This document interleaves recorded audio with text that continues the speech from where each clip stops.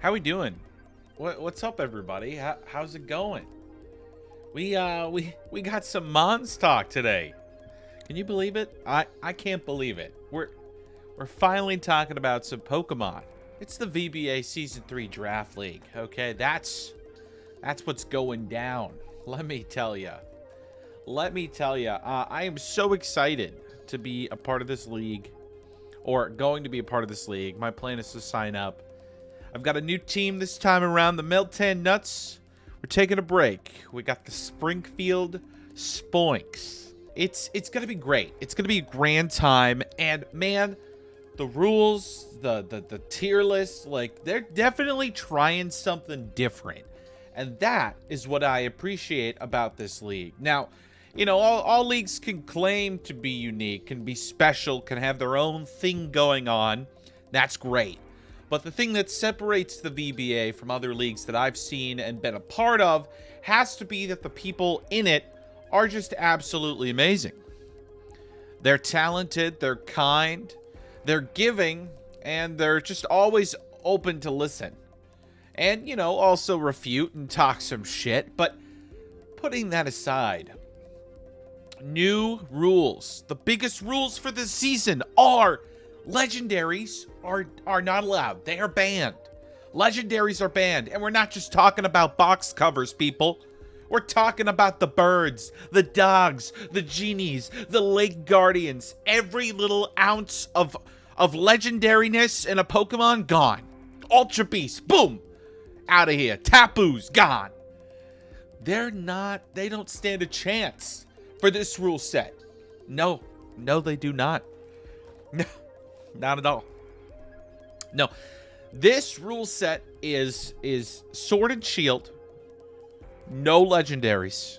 So it's not national decks, but it's Sword and Shield decks because it's played in-game on cartridge. So it's not like it's doubles OU, for example, which still allows some legendaries depending on their Smogon ranking. No, this is its own beautiful masterpiece of a format. And honestly, I gotta say, I've had quite a lot of fun theorizing and looking at it already.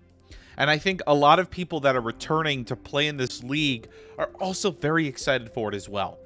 Now, I want to go over this for just a moment. There's also no Dynamax allowed. So, on top of all legendaries being banned, there is no Dynamax feature or Gigantamax feature being allowed, which means that all D-Max and G-Max forms are banned.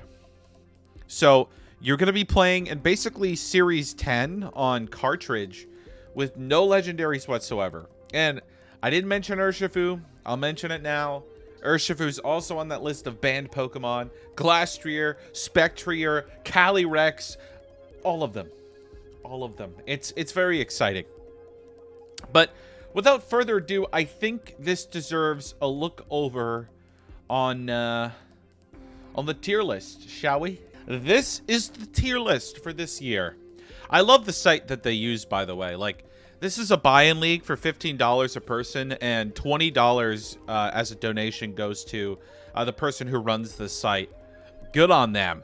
Good on them, honestly. The admins and staff had to take some time to go through to really, you know, what I think is honestly a really great tier list. However, I've got some qualms, and the only qualms that I have are with a few Pokemon, and I kind of wanted to talk about going through this tier list here, what I agree with and what I don't agree with. So, we're going to start in tier 1 at the very top, Alakazam. No way Alakazam deserves to be tier 1, because in order for Expanding Force and Psychic Spam Pressure to just really be exerted, you gotta have Indeedee. You gotta have Indeedee female on your team. And that's two tier 1 Pokemon that, yes, you can grab that combination of Mons, but that's a lot of points. You only get 150 draft points this time around to fill 4 extra slots. I guess I should have prefaced that.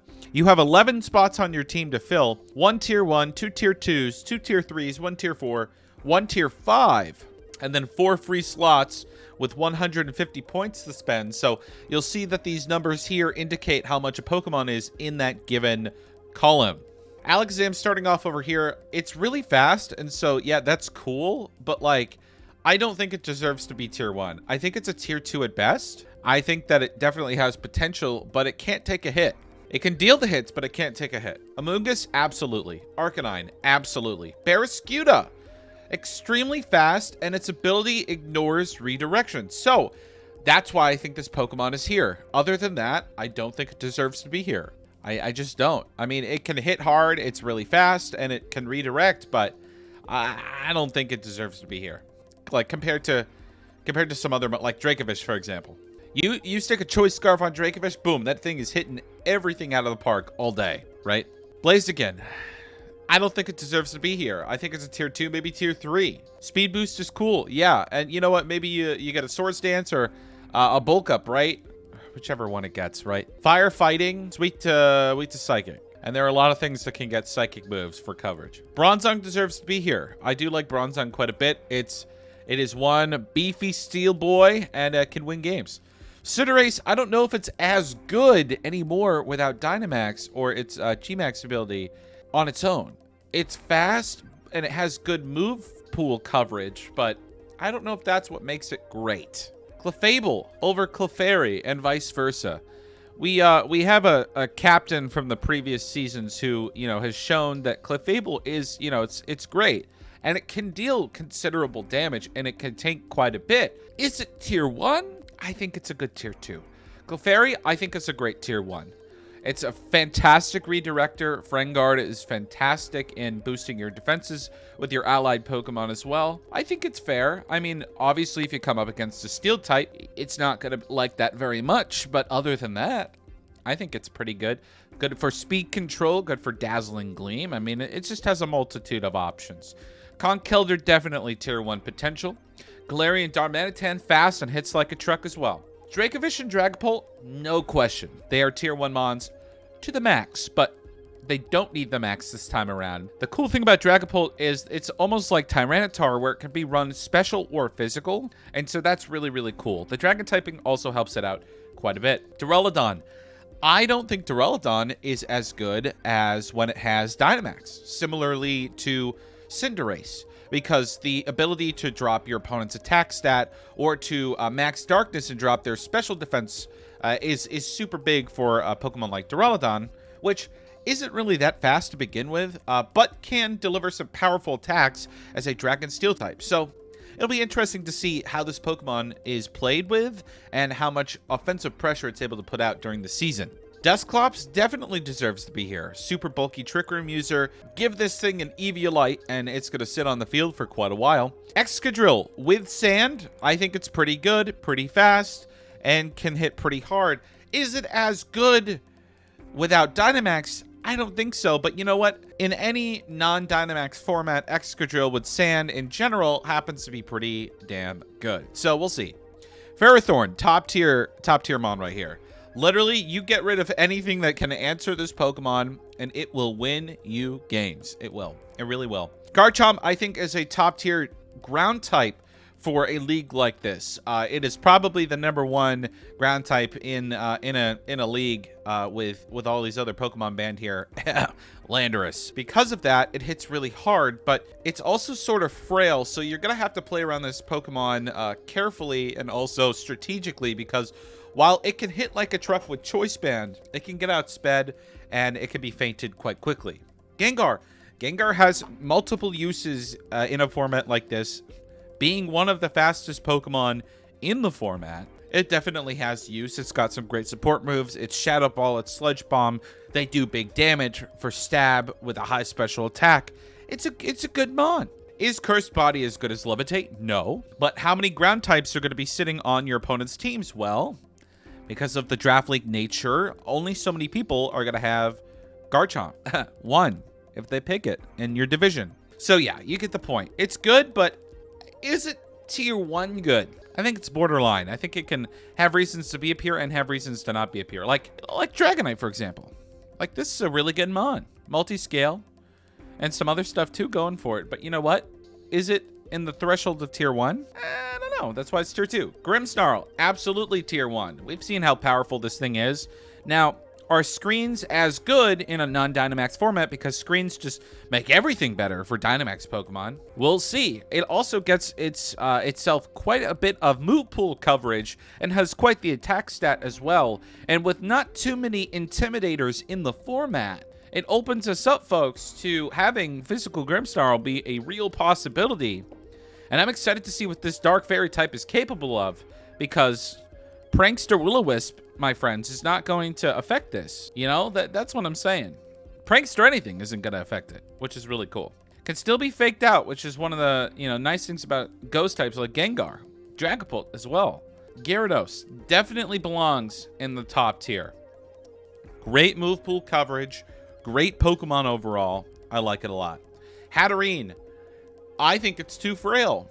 I don't think it stands a chance without Dynamax. And putting it here with a high special attack, you've got to set up Trick Room and be under the right conditions to have this Pokemon on the field during Trick Room to actually do some damage. On top of that, its Dazzle and Gleam is probably what you're going to be using the most of, if not Mystical Fire, or if you get creative with another move. But again, Expanding Force Psychic Spam doesn't work unless you have Psychic Terrain. And with no Dynamax, the only way to get that is going to be with Indeedee Female. So, I'm just saying. Hitmontop. Great Pokemon for Tier 1. I love it. Hydreigon. Dark Dragon. Give it Scarf. It's got its niches. Hits like a truck. It's proven to be good. Dark types in general just have the luxury of not being hit by Prankster users, so it's pretty good. Incineroar. This is one of the top 5 mons in this tier that is going to go really quickly. It's versatile. It does so much. It has Intimidate. It gets Fake Out. It can U-turn, Parting Shot itself out off of the field. It has so many uses. It's going to be a big mon. Indeedee Female, great. Indeedee Male, I don't agree with Indeedee Male being here. I think it should be a tier 2. I just don't think it's as good. It doesn't have redirection. It gets Trick Room, but is that enough, really? Is that enough? Because Goth is right here. And honestly, I'd swap these two. Shadow Tag is so cool, but yeah. Metagross. Metagross, big steel type, does damage. Proc a weakness policy on it. It's got to do more damage. It really does love Dynamax, but you know what? Metagross puts in the work with Clear Body. It can't get intimidated. Although if it gets burned, that's another story. Melodic. I don't think it belongs in tier 1 because of the lack of intimidators in a draft league like this, because competitive just isn't that good when not everyone has an intimidate Pokemon, and so there isn't too much boosting a Melodic to make it that good. It's moderately has a moderate speed tier. It can coil hypnosis stuff and spread muddy water around to get some accuracy drops, but beyond that, I don't know if it belongs tier 1. Mimikyu, I think it's a good tier 1 mon. It's disguise is basically like a Focus Sash. It's yeah, it's pretty cool. P2, obviously tier 1. Obviously tier 1. Like, come on, it belongs here.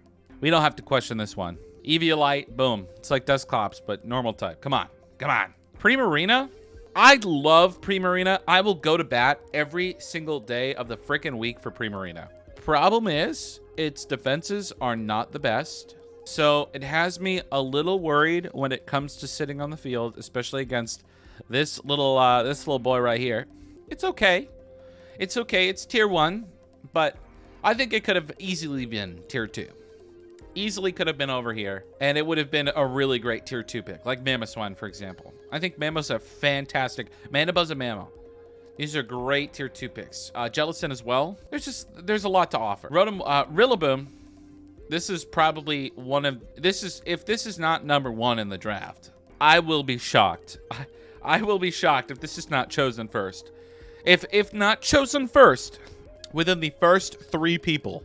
Because this Pokemon is just, it is so good. It is so good. It's as good as Incineroar. Grassy terrain, it's boosting your attacks. You get stab, grass moves, grassy glide priority in grassy terrain, Fake Out, U-turn to get yourself off the field.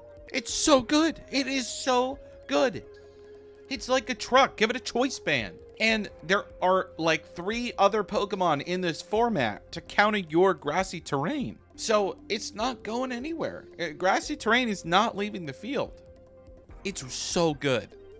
So good. Not to mention, it weakens Earthquake from all of the ground types that spam Earthquake, like Garchomp, for example. So This is a big deal. This mon is it's huge.